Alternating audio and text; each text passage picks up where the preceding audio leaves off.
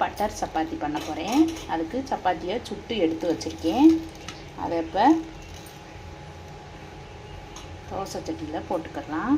போட்டாச்சு. அடுப்பு சிம்மில் இருக்குது. இப்போ இது மேலே பட்டர் வச்சுக்கலாம்.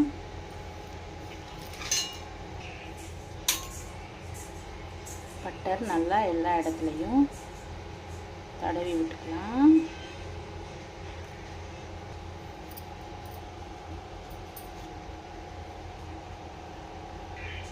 இப்போ அது மேலே இன்னொரு சப்பாத்தியை வச்சுக்கலாம். நல்லா அமுத்தி விட்டுக்கலாம். இப்போ திருப்பி போட்டுக்கலாம்.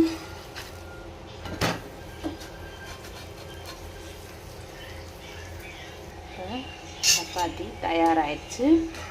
இது பட்டர் சப்பாத்தி.